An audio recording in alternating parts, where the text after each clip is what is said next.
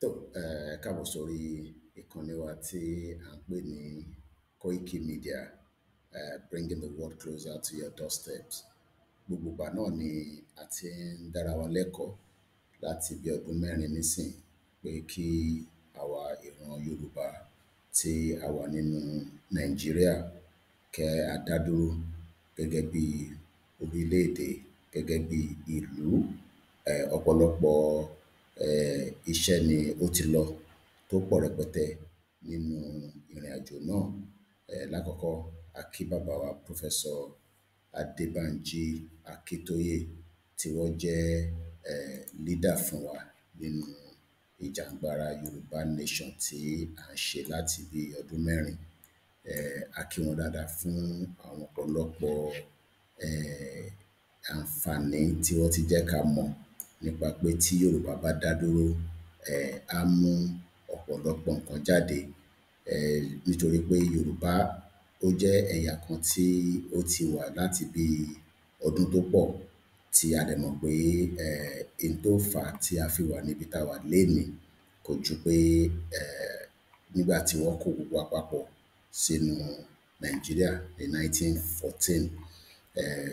Professor Akíntóyè ti jẹ́ kí làákàyè wa kó túbọ̀ ṣí pé àwa Yorùbá a ní ọ̀pọ̀lọpọ̀ àǹfààní tí a lè wò nínú pé kí Yorùbá kó padà síbi tí Yorùbá wà. Àmọ́ ọ̀pọ̀lọpọ̀ àwọn èèyàn gan ṣe ni wọ́n máa ń béèrè pé ta ni àwa tí à ń pè ní Yorùbá yìí, ta làwa fúnra wa. Tí ẹ bá lọ wo ìwé tí Professor Akíntóyè kọ tán pè ní The Yoruba People, a rí pé ìwé yẹn ó ní ọ̀pọ̀lọpọ̀ àǹfààní tí ó pọ̀ gan tí a lè kà nínú ẹ̀. Fún ẹ̀yin tí ẹ bá fẹ́ kọ́pì ìwé náà, ẹ kàn sí àwa tí à ń jàjàǹgbara náà tá jẹ́ media, a ṣàlàyé fún yín bí ẹ ṣe lè rí ìwé náà. Nígbà tá a bá kúrò lórí yẹn, ká padà sórí ọ̀rọ̀ ibi tí à ń bá bọ̀ pé ṣé kí Yorùbá tún máa ronú nípa Nàìjíríà ni àbí kí a dá dúró.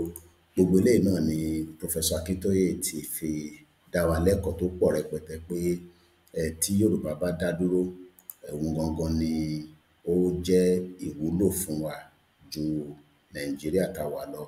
Ìyẹn la ṣe ń sọ fún àwọn èèyàn wa pé àsìkò tá wà yìí, àsìkò tó ṣe pàtàkì pé kí Yorùbá kó tètè ṣe n tán fẹ́ ṣe, kí a má tún jẹ́ kí àwọn olóṣèlú tí wọ́n ń parọ́ fún wa ní gbogbo ìgbà pé Nàìjíríà ṣì máa nílọsíwájú, gbogbo yẹn kò sí nǹkan kan tó jẹ bẹ́ẹ̀. Now, bàbá ṣe interview kan láìpẹ́ yìí pẹ̀lú àwọn tí a jọ ń ṣe ètò náà tí bàbá sọ̀rọ̀ dáadáa nípa àwọn ìdí tí Yorùbá ṣe gbọ́dọ̀ exit kúrò nínú Nàìjíríà. Àwọn àlàyé náà ni a ti ń ṣe ní gbogbo ìgbà fún ọ̀pọ̀lọpọ̀ àwọn èèyàn wa. Now, ẹ jẹ́ ká wò báyìí. Tí Yorùbá bá dá dúró, kí làwọn àǹfààní tí a máa rí nínú ẹ̀? Àǹfààní pọ̀. Kò ń ṣe àǹfààní kan ni a máa rí nínú ẹ̀. Àwọn àǹfààní tá a máa rí pọ̀ nítorí pé lákọ̀ọ́kọ́ a lè dá dúró láti lè ṣe àǹfààní fáwọn ẹ̀yà tí wọ́n ń pè ní Yorùbá. Tá bá wo Nàìjíríà lénìí, a rí pé oríṣiríṣi ìyà ló ń jẹ ìran Yorùbá nínú Nàìjíríà. Àwọn nǹkan báyẹn ó wá ń fà wá sẹ́yìn, kò jẹ́ kí ìlọsíwájú kó wà fún ìran Yorùbá. Ìyẹn ni bàbá Akíntóyè ṣe ní ká ṣe n tó yẹ ká ṣe ká lè jọ kúrò nínú Nàìjíríà. Tá bá wo àwọn àǹfààní yẹn, àǹfààní àkọ́kọ́ náà ni pé identity wa, a lè retain identity wa padà torí pé identity tí à ń lò nísìn, àwọn òyìnbó ló fún wa ní identity yẹn. Ìyẹn la ṣe ní tí Yorùbá bá dá dúró, àwọn àǹfààní yẹn ni pé à claim identity wa padà. Kí ló ń pè ní identity? Tá bá wò lénìí, Yorùbá ni à ń sọ bí ṣe ń sọ̀rọ̀ yìí, but nínú Nàìjíríà èdè Gẹ̀ẹ́sì ló ní ká máa sọ. Tá bá dẹ̀ wo gbogbo àwọn ìlú tó ń bẹ lágbàáyé, a máa rí pé àwọn ìlú yẹn wọ́n ní oríṣiríṣi èdè tí wọ́n ń sọ, wọ́n ní àṣà tiwọn náà tí wọ́n ń ṣe, wọ́n ní ẹ̀sìn tiwọn náà tí wọ́n ń ṣe. Àmọ́ nínú Nàìjíríà lénìí, oríṣiríṣi èdè ni ó wà nínú Nàìjíríà. Àwọn èdè yẹn dẹ̀ pọ̀, kò ń ṣe èdè tiwa ni à ń sọ nínú Nàìjíríà. Èdè Gẹ̀ẹ́sì ni àwọn òyìnbó force gbogbo wa pé ká jọ máa sọ. Ìyẹn lákọ̀ọ́kọ́. Tá bá tún wá lọ wo ibi tí àwọn òyìnbó tán fi kó gbogbo wa papọ̀ ní 1914, ìyẹn Lugard. 1914 yẹn ó ti pẹ́ díẹ̀ tí a ti ń sọ̀rọ̀ lé lórí, but kò ń ṣọ̀rọ̀ 1914 nìkan. A rí pé nílẹ̀ Yorùbá lénìí, oríṣiríṣi threat ló ti wà lórí ilẹ̀ wa fún àwọn Fúlàní tí wọ́n ń ṣe jàǹbá lọ́tùn lósì láti lè ṣe gbogbo ọ̀nà pé kán gba ilẹ̀ mọ́ wa lọ́wọ́. Kódà ọ̀pọ̀lọpọ̀ ò gbàgbọ́ pé Fúlàní fẹ́ gbalẹ̀ yẹn, àmọ́ ẹ̀rí ti dájú pé wọ́n fẹ́ gbà á. Tá a bá fún wọn láyè, tí a bá gba ìlú wa lénìí, tí a ní orílẹ̀-èdè tiwa, ta ní country tiwa, ta ní ibi tí a máa máa tọ́ka sí pé ilẹ̀ Yorùbá leléyìí, à á lè ṣe ààbò tó pọ̀ fún gbogbo ọmọ Yorùbá ní gbogbo ẹ̀ka ibi tí ilẹ̀ Yorùbá ń bẹ nígbà tá bá ti gba ara wa sílẹ̀. Tí a bá wo ẹni tí ó wà lórí oyè lénìí, ìyẹn president ti Nàìjíríà ti tèní, a rí pé ìdáàbò kò lọ dáadáa bó ṣe jẹ́ kó lọ fún gbogbo ibi tí ilẹ̀ Yorùbá wà lénìí. Ṣe là ń gbọ́ pípa lénìí, pípa lọ́la, jíyàn gbé. Gbogbo economy ilẹ̀ Yorùbá kò sí èyí tí a lè tọ́ka sí pé ó ń ṣiṣẹ́ fún gbogbo ọmọ Yorùbá. Àwọn ìdí yìí náà ni a ṣe ń sọ pé tá bá kúrò nínú Nàìjíríà tí a exit, à á lè build economy tọ̀dọ̀ tiwa tí ó máa ní àǹfààní tó pọ̀. Nítorí pé tá bá wo ọjọ́ èní, president tó wà níbẹ̀, àwọn ọmọ ogun tó wà níbẹ̀, gbogbo wọn ti wà infiltrated. Ẹ̀rí oríṣiríṣi là ń rí tí wọ́n fi wọ́n sílẹ̀ pé àwọn tí wọ́n ti jẹ́ Boko Haram àtàwọn tí wọ́n wà nínú terrorist tí wọ́n ń pardon wọn. A mọ̀ ìdí tán ṣe ń pardon wọn, láti lè sọ fún aráàlú pé gbogbo jàǹbá tán ṣe tẹ́lẹ̀ àwọn ti forí jì wọ́n. Àmọ́ àwọn tí wọ́n ń béèrè fún, àwọn tí wọ́n ní kán máa fi wọ́n sílẹ̀, ǹjẹ́ wọ́n rántí pé lára àwọn ọba ilẹ̀ Yorùbá kan mà ti ṣe ikú látara àwọn terrorist. Wọ́n ti pa ọ̀pọ̀lọpọ̀ àwọn ọba wa. Àwọn ọba méjèèjì tí à ń wò níwájú wa ní bí ọdún mélòó kan sẹ́yìn, wọ́n wà lára àwọn ọba tí wọ́n pa nígbà yẹn. Ìyẹn tún lọ bẹ́ẹ̀. Tá bá wá wo àwọn terrorist yìí, èèyàn á máa béèrè pé kí ni ó dé tí Nigerian government tí wọ́n release wọn as bí nǹkan ṣe wà lénìí. A rí pé agenda kan ti wà. Agenda yẹn náà ni pé gbogbo ìjàǹbá tán ṣe, tá bá lọ sí ìlú Ìbàdàn ní ọdún mélòó kan ọdún kan sẹ́yìn nísìn, ìyẹn ní January, a rí pé ìṣẹ̀lẹ̀ bomb blast ó ṣẹlẹ̀ ní Bódìjà. Ó mú ọ̀pọ̀lọpọ̀ ẹ̀mí lọ. Kódà àtẹni tó jẹ́ diaspora, ìyá wa kan, ọmọ wọn ṣaláìsí nínú ẹ̀. Ọ̀pọ̀lọpọ̀ ilé ni ó dà wó, ló bàjẹ́. Ọ̀pọ̀lọpọ̀ dúkìá títí di bá ṣe ń sọ̀rọ̀ yìí, ìjọba Ọ̀yọ́ state àti federal government wọn ì tíì ṣe ẹ̀tọ́ tó yẹ kán ṣe fún àwọn tí ìṣẹ̀lẹ̀ yẹn ṣẹlẹ̀ sí. Gbogbo eléyìí náà ni à ń wá wò pé ṣé bí a ṣe máa wà nínú Nàìjíríà leléyìí. Tá bá wo láìpẹ́ yìí ní Mushin ní Ìdí Àràbà, a gbọ́ pé àwọn tí wọ́n jẹ́ àwọn tó ń ṣa pángolo káàkiri, wọ́n rí military grenade. Èèyàn á máa béèrè pé military grenade kò ń ṣe ohun tí èèyàn kàn lè bá pàdé. Gbogbo eléyìí náà la ti ń sọ pé security threat ó wà ní gbogbo ilẹ̀ Yorùbá títí dé ìlú Èkó. Mo rò pé àwọn gómìnà wa ṣe ẹ̀tọ́ láti lè dákun tọ́jú ilẹ̀ Yorùbá nítorí pé a ní ibòmíì ju orílẹ̀-èdè tiwa yẹn náà lọ. Láti àwọn gọ́vnà gbogbo wọn náà ni gbogbo wọn ti ṣe ìpàdé láìpẹ́ yìí. Àwọn ìpàdé tó dẹ̀ ṣe ni pé àwọn máa dáàbò bo gbogbo ọmọ Yorùbá tó ń bẹ ní gbogbo ilẹ̀ Yorùbá.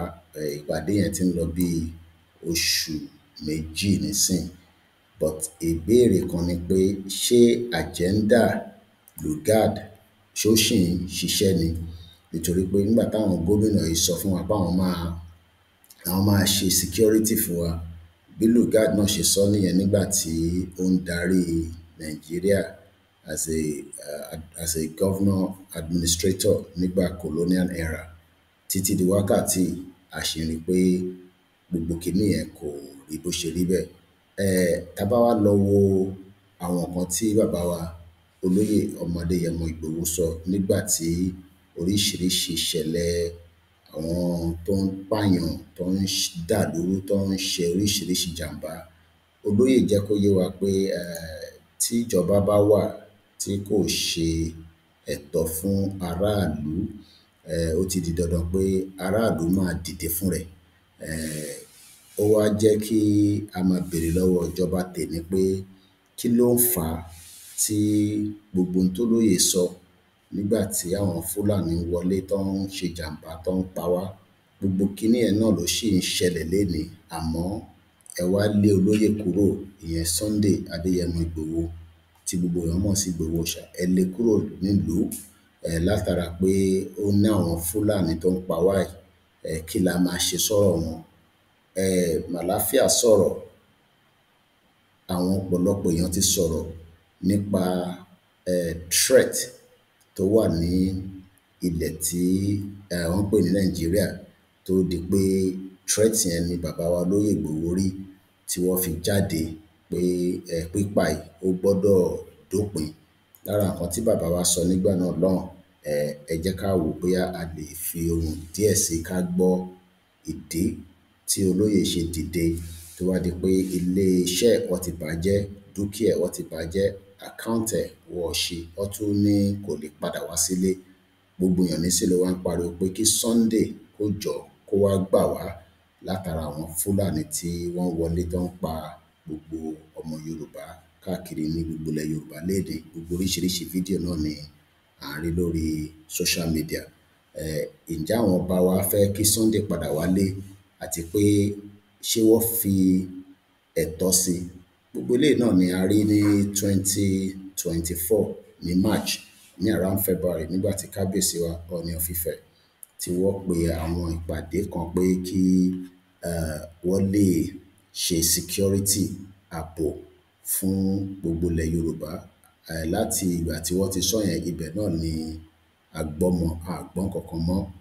Àmọ́ ìdí tó fà á tí lẹ́yìn summit yẹn kò sí nǹkankan tó jáde lẹ́yìn ẹ̀. Gbogbo ọmọ Yorùbá náà ni wọ́n ṣì ń pa lọ́tùn lósì. Gbogbo eléyìí ó jẹ́ nǹkan tó jẹ́ ìbànújẹ́ fún ọ̀pọ̀lọpọ̀ ọmọ Yorùbá pé níbo làwọn ọba wa wà, àwọn kábíyèsí wa nígbà tí wọ́n ń pa gbogbo ọmọ ìlú ní gbogbo ilẹ̀ Yorùbá.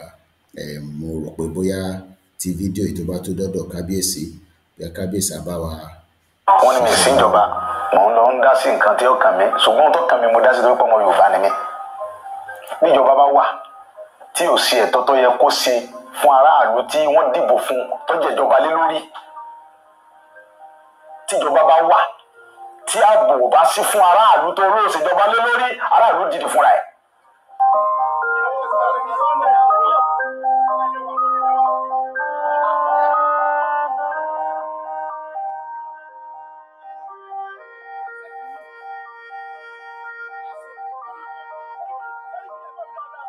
Kì í ṣe pé mo pàṣẹ àbí mo dédé pàṣẹ àbí mo kàn sọ nǹkan tí ó wá látọkàn mi. Nǹkan tó fa ọ̀rọ̀ yìí ni pé ẹ̀yin náà wò láti bí ijọ́ mélòó kan sìn, bí ọ̀sẹ̀ bíi méjì sìn, nípa ọ̀rọ̀ àwọn Fúlàní tó wà ní gbogbo Ìbàràpá. Ẹ wo dókítà wa Dr. Fatai, PhD doctor, ọmọ Yorùbá tó kàwé tó gboyè, ó wá lọ sílùú òyìnbó ní àìníye ọdún ó lọ ṣiṣẹ́, ó wá dé okòó dé, ó wá lọ lu bàbá ẹ̀ ní Gàngán, ó dá oko àgbàdo, ẹ̀gẹ́. Gbogbo ilé náà ni a ṣe ń béèrè pé ìdí tí wọ́n ṣe wọlé tó fi pa olóyè sí inú ilé ní July 1st, 2021. Léni nísìnyí, kò síbì kan nílẹ̀ Yorùbá tí a gbọ́ igbe Sunday wá gbà wá, Sunday gbà wá, àwọn Fúlàní fi pa wá tán. Gbogbo ibi tán pè ní Nàìjíríà, ìyẹn títí dé Enugu, títí dé Benue, Plateau, Àkúrẹ́, gbogbo ilẹ̀ Yorùbá pátá ni àwọn Fúlàní tí ń ṣe ọ̀pọ̀lọpọ̀ jàǹbá, ìyẹn lọ bẹ́ẹ̀. A tún wá ń béèrè lọ́wọ́ gbogbo ọmọ Yorùbá pé bí a ti ṣe ń palẹ̀mọ́ sílẹ̀ pé kí a béèrè fẹ́tọ́ wa, ẹ̀tọ́ yìí náà ni a máa béèrè fún nígbà tí àsìkò bá tó, tí bàbá wa bá ti make announcement, ìyẹn Professor Akintoye, pé kí gbogbo ọmọ Yorùbá ká jáde ká béèrè fún right wa.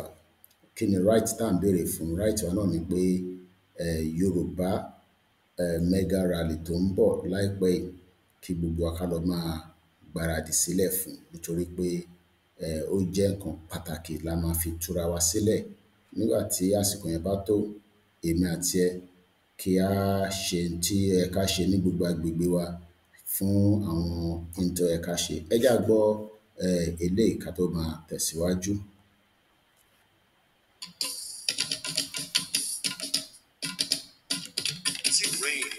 Gbogbo Yorùbá pátá lé lóko náà sọ pé èdè wa jọ wá lójú, lápárapọ̀ dá dúró, Yorùbá nation will stand. Gbogbo Yorùbá pátá lé lóko náà sọ pé èdè wa jọ wá lójú, lápárapọ̀ dá dúró, Yorùbá nation will stand. À ń fi àsìkò yìí ṣe ìkéde fún gbogbo ọmọ Yorùbá lápapọ̀ láti gbáradì fún àwọn ìwọ́de tí ń bọ̀ lọ́nà nípa pàtàkì orílẹ̀-èdè Yorùbá nation àti wípé ìdí tí a fi gbọdọ̀ dá dúró gẹ́gẹ́ bí ìpínlẹ̀ Yorùbá. Ìwọ́de yìí náà ni a máa ṣe káàkiri gbogbo ilẹ̀ káàárọ̀ òjíire bí tí bàbá wa onímọ̀ ẹ̀rọ Emeritus Professor Adébánjí Akíntóyè yóò ṣe olùdarí rẹ̀. Ọdún 2025 yìí náà ni yóò bẹ̀rẹ̀, a sì máa kàn sí wa nípa oṣù àti gbogbo ohun tí a bá fẹ́ mọ̀. Olùkéde Ọláyọmí Kóìkí, agbẹnusọ fún olóyè Sunday Adéyẹmọ Ìgbòho.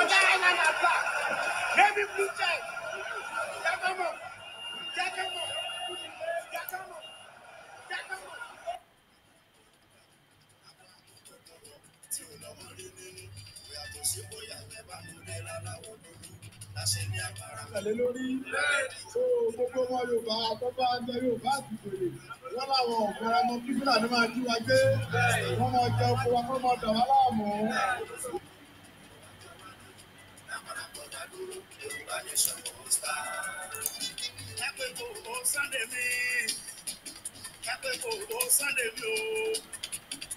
Akókò má ti dé akọni nínú ìyàwó. Ẹgbẹ́ kò Sunday mi. Akọni tó yọ ní léwu tó bá ní sílẹ̀ tó ń kú ogun. Òun náà pè lálágbára. Mo mẹ́wé mo mẹ́bò mo lò ó kò jẹ. Bí wọ́n bá ní o ṣe níwájú ìṣòro. Ẹgbẹ́ tí ó máa fẹ́. Ẹgbẹ́ tí ó máa fẹ́.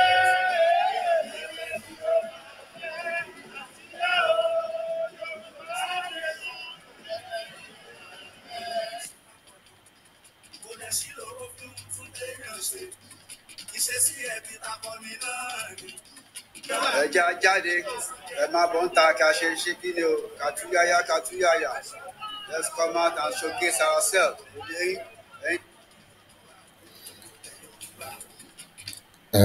Òun náà ni gbogbo wa ti gbọ́ yẹn nípa mega rally wa tó ń súnmọ́ bọ̀ tí kò ní pẹ́ wọlé dé láìpẹ́ láì jìnnà. À máa retí rally yẹn, àmọ́ gbogbo ọmọ Yorùbá ni kí a sọ fún ẹni tó ń bẹ ní ọjà, kó sọ fún ará ilé ará ilé kó sọ fún ará oko, kí diaspora kó sọ fúnra wọn torí pé ó jẹ́ ìkan tó pàtàkì pé kí gbogbo ọmọ Yorùbá kí a participate nínú ẹ̀. Kó tó di pé a máa lọ, ẹ jẹ́ ká tún ránra wa létí pé ọ̀nà àbáyọ kan tó ṣì kù fún wa náà òun ni self determination. Right ni, kò sí ẹnìkan tí ó lè sọ pé a ní right, inalienable right òun náà ni self determination. Èmi dẹ̀ mọ̀ dájú pé gbogbo ọmọ Yorùbá náà ni ó ti gbọ́ àgbọ́yé n tó ń pè ní self determination yìí. Kí gbogbo wa ká túbọ̀ sọ fún gbogbo ẹni tó ì tí gbọ́ pé ẹ̀tọ́ ni. Tí a bá rántí pé Vice President ìyẹn Shettima Kashima nígbà tó lọ sí United Nations, ó béèrè fún ẹ̀tọ́ àwọn ti Palestinian. Bó ṣe ń béèrè fún ti Palestinian náà ló yẹ kó béèrè fún ti àwa Yorùbá àti àwọn ẹ̀yà tó kù. Gẹ́gẹ́ bí gbogbo wa ti ṣe mọ̀ pé ọ̀pọ̀lọpọ̀ iṣẹ́ ti lọ nínú ìrìnàjò náà. Lẹ́tà ti lọ sí Britain látọ̀dọ̀ bàbá wa Professor Akintoye tí bàbá wa Olóyè Ìgbòho tí wọ́n lọ deliver ìyẹn ní ọdún tó kọjá lọ́hùn. Gbogbo iṣẹ́ yìí náà ni a fi ń dúpẹ́ fún àwọn bàbá wa méjèèjì àti àwọn YSDM fún iṣẹ́ takuntakun tí à ń ṣe. Mo kí gbogbo ọmọ Yorùbá káàkiri pé ẹ má jẹ́ kó sú wa, ká má jẹ́ kó rẹ̀ wá, kí iṣẹ́ Yorùbá campaign wa ẹ jẹ́ ká túbọ̀ increase volume ẹ̀ ní gbogbo ẹ̀ka ibi tí olúkálùkù wa bá wà nítorí pé òun náà nìkan ni ọ̀nà àbáyọ tí a lè fi gbára wa sílẹ̀ látara gbogbo ìṣẹ̀lẹ̀ láabi tó ń ṣẹlẹ̀ ní gbogbo ilẹ̀ Yorùbá àti ní gbogbo ibi tí ọmọ Yorùbá wà ní Áfríkà. Àwa kí bàbá wa Dr. Chief Sunday Igboho pé wọ́n kú iṣẹ́. Ọlọ́run á túbọ̀ bá wa fún wọn ní àlàáfíà ara tó pọ̀ rẹpẹtẹ láti lè jẹ́ kí a ṣiṣẹ́ yìí délẹ̀. Gbogbo ọmọ Yorùbá tí kò tí ì dá sí ìrìnàjò náà, láti àwọn ọba ilẹ̀ Yorùbá ni títí dé kábíyèsí wa tí wọ́n ṣẹ̀ bọ́ sórí oyè, ìyẹn bàbá wa Aláàfin àti bàbá wa Ọọ̀ni of Ifẹ̀, Àwùjalẹ̀ àti gbogbo àwọn ọba wa káàkiri ní gbogbo ibi tó bá wà nílẹ̀ Yorùbá pé kí wọ́n bá wa dá sí ọ̀rọ̀ Yorùbá nation yìí kí a lè ní àṣeyọrí kúrò níbẹ̀. A tún wá ń fi àsìkò yìí a fi ń rọ President Bọ́lá Tinubu kó bá wa sọ fún àwọn ìjọba tí wọ́n ń pè ní DSS kó bá wa fi òkú Àdògán àti Alhaji Fatai tí àwọn ọlọ́pàá Nàìjíríà àti security àti DSS tó fi wá invade ilé bàbá wa Chief Dr. Sunday Igboho ní July 1st. Ó mú ẹ̀mí méjì lọ. Àwọn ẹ̀mí méjèèjì yẹn àìtí rí òkú wọn gbà padà láti 2021. Kí bàbá wa Tinubu kó dákun kó wo ìkúnlẹ̀ àwọn abiyamọ, ìyàwó àtàwọn ọmọ tí wọ́n fi sílẹ̀ àti ìyá kí wọ́n lè ṣe ìsìnkú wọn dáadáa, kí wọ́n lè gbà pé tó eléyìí tó ṣẹlẹ̀ sí wọn àwọn ti gbà fún Ọlọ́run. Àmọ́ láì fún wọn lókú yẹn ó ń fa ọ̀pọ̀lọpọ̀ ìbànújẹ́ sí àwọn mọ̀lẹ́bí náà. Lẹ́ẹ̀kan sí ilé-iṣẹ́ wa náà ni a ti ń gbóhùn jáde tí à ń pè ní Koiki Media pé self determination kò sí ẹni tí ó lè dá dúró. It's a right, inalienable right ni. Mo dẹ̀ mọ̀ pé gbogbo ọmọ Yorùbá náà ni ó máa mọ̀ yẹn nísìn nígbà tí a ti fi ṣe ọ̀pọ̀lọpọ̀ awareness láti fi kéde fún gbogbo ọmọ Yorùbá. Nàìjíríà kò ń ṣe ìlú kan tí ó jẹ́ ìlú, ọ̀pọ̀lọpọ̀ ìlú ló ń bẹ nínú ẹ̀. Tí a bá wo Yorùbá, Ìgbò, Haúsá pẹ̀lú àwọn ẹ̀yà tó kù, a rí pé ó ti di dandan pé kí olúkálùkù pín. Bàbá Awólọ́wọ̀ dẹ̀ ti bá wa sọ pé Nàìjíríà is a mere geographical location. Kò sẹ́nì kankan tó ń jẹ́ Nigerians. Torí tá bá wo United Kingdom, a ní English, a ní Wales, a ní àwọn Scottish. So kí ẹni tó ì tí gbọ́ kó sọ fẹ́ni tí ó ti gbọ́ pé Yorùbá nation òun náà ni solution tí ó kù fún wa tí a máa fi gbára wa sílẹ̀. Láti iléeṣẹ́ wa náà ni a ti ń mú ìròyìn wá fún yín pé a tún máa pàdé níjọ́ míì. Ẹ tẹ̀lé wa ní gbogbo ibi tí ẹ ti ń gbọ́ wa.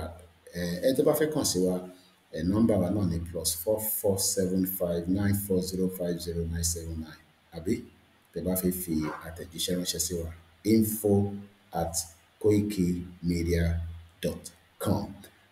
A wà lórí Twitter Koiki Media, a wà lórí YouTube, mẹ́ta ni channels wa tó wà lórí YouTube. A ní Koiki Media, a ní Koiki Media Backup, a dẹ̀ ní WD76 Media.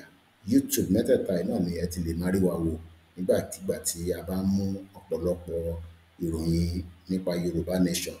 Tí ẹ bá fẹ́ tún gbọ́ dáadáa, ẹ lọ sórí wẹ́bsáìtì wa www.koikimedia.com àbí www.koikimediainternationalnews.com. A wà lórí Facebook, a dẹ̀ ti darapọ̀ mọ́ ẹ̀yin ọ̀dọ́ wa lórí TikTok. Ẹ tẹ̀lé wa lórí TikTok níbi tí à ń pera wa ní Koiki Media. Mo kí gbogbo ọmọ Yorùbá o. Orúkọ tèmi ni Ọláyọmí Koiki tí gbogbo èèyàn mọ̀ sí Koiki Media, bringing the world closer to your doorstep. Títí tá a tún máa mú ìròyìn míì wá fún yín, ẹ tẹ̀lé wa ní ìgbàkígbà. Ẹ ṣé o.